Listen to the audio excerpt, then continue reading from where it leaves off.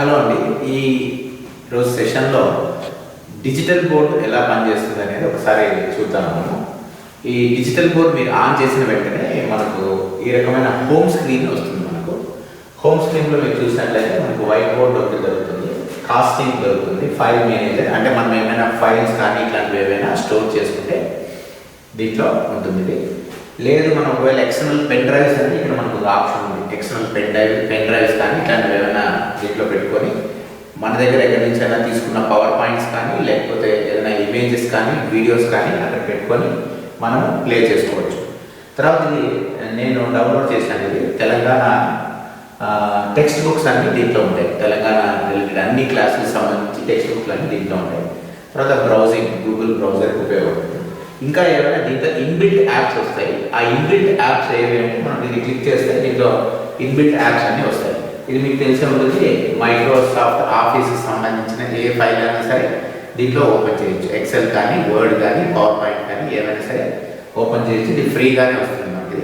So camera అయితే మేము use చేయలేదు. ఒకవేళ ఎక్స్టర్నల్ కెమెరా కనెక్ట్ చేసుకుంటే త్రూ యూఎస్బి కానీ లేదా హెచ్డిఎంఐ కేబుల్ ద్వారా కనెక్ట్ చేసుకుంటే మనం కెమెరాని కూడా యూస్ చేసుకొని మనకు సెషన్ రన్ చేసుకోవచ్చు. అంటే జూమ్ కానీ ఇట్లాంటివి ఏమైనా మీటింగ్స్ కూడా మనం రన్ చేసుకోవచ్చు. తర్వాత కాస్టింగ్ అంటే మన మొబైల్లో నుంచి ఏదైనా స్క్రీన్ లింక్ పెట్టాలి అనుకుంటే మనము దాన్ని కాస్ట్ చేసేదానికి అవకాశం ఉంటుంది.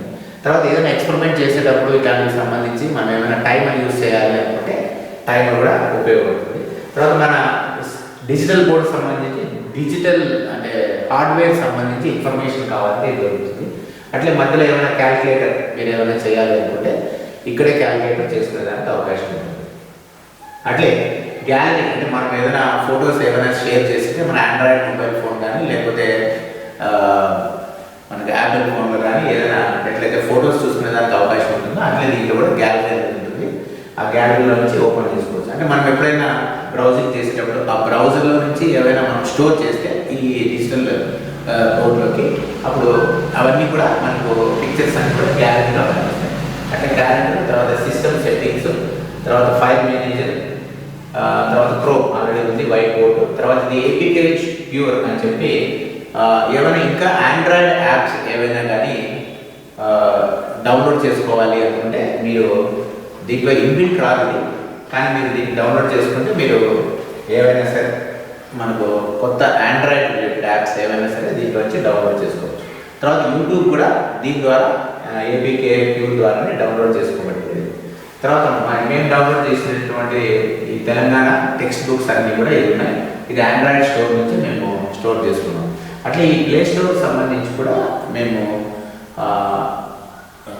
ఈ ఫైల్ సపరేట్ బ్రౌజర్లో నుంచి డౌన్లోడ్ చేసుకొని దీంట్లోకి ఇన్స్టాల్ చేయడం జరిగింది. కానీ అది వర్క్ అవడం లేదు. కానీ ఇక్కడ మేము ఏపీకే ప్యూర్ ద్వారా డౌన్లోడ్ చేసుకోవడం జరిగింది. ఎవరికైనా తెలిసే ఇన్ఫర్మేషన్ అంటే ప్లే స్టోర్ ఎలా ఇన్స్టాల్ చేయాలి, అట్లే దాన్ని ఎట్లా మనకు వేరే యాప్స్ రన్ చేసుకోవాలి అనేది ఎవరికైనా తెలిసిందే కింద కామెంట్ సెక్షన్లో లింక్ కానీ ఏదైనా వాళ్ళ యూట్యూబ్ దగ్గర పెడతారని ఆశిస్తాను. సో ఇది మనకు హోమ్ స్క్రీన్లో ఉండేటువంటిది. తర్వాత ఇక్కడ మనకు రోలింగ్ బటన్ ఉంది. రోలింగ్ బటన్ మీకు కనిపిస్తుంది. Rolling button. సో ఇది ఎక్కడ కావాలంటే పెట్టుకోవచ్చు.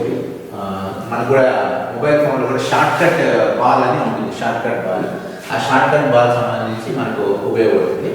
సో ఇక్కడ నేను ఏం చేస్తానంటే ఇక్కడ హోమ్ అనేది కనిపిస్తుంది, ప్రీవియస్ స్క్రీన్ కనిపిస్తుంది, నంబర్ ఆఫ్ స్క్రీన్స్ అంటే మనము మొబైల్ ఫోన్లో ఒక 4-5 యాప్స్ ఓపెన్ చేసింటాము. మనకు కావాల్సినటువంటి యాప్ మనం ఓపెన్ చేసుకోవాలంటే బ్యాక్ ఎండ్లో ఉంటాయి. అట్లా ఇక్కడ కూడా మనకు కనిపిస్తుంది. తర్వాత ఇది వైట్ బోర్డ్ మీద అంటే ఇక్కడే స్క్రీన్ మీద మనం ఏదైనా రాయాలి అనుకుంటే డైరెక్ట్గా ఇక్కడ తీసుకోవచ్చు. అంటే ఎప్పుడైనా వీడియో రన్ చేస్తాము లేదా ఇమేజ్ ఒకటి ఉంటుంది వాడుకుంటాము, దాని మీదనే మనము ఒకవేళ ఇది పెన్ కానీ పెన్సిల్తో కానీ ఏదైనా రాయాలి అనుకుంటే బోర్డ్ లాగా వాడేయాలి అనుకుంటే ఇది ఉపయోగపడుతుంది. తర్వాత ఇమేజెస్, తర్వాత ఏదైనా ఎక్స్టర్నల్ హార్డ్ డిస్క్ ఏమైనా మనం కనెక్ట్ చేసింటే ఇక్కడి నుంచే మనం ఓపెన్ చేయొచ్చు. సో ఇవి దీనికి సంబంధించి అంటే మనం స్క్రీన్ ఓపెన్ చేస్తే మనకు కనిపించేటువంటి బేసిక్స్ ఇవన్నీ కూడా. ఇంకా ఏమైనా మీకు సంబంధించి ఎక్స్ట్రా దీనికి సంబంధించి ఏమైనా డౌట్స్ ఉంటే మనకు కింద కామెంట్ సెక్షన్లో పోస్ట్ చేయండి. మీకు సంబంధించిన డౌట్లన్నీ కూడా నేను క్లియర్ చేసేటువంటి ప్రయత్నం చేస్తాను.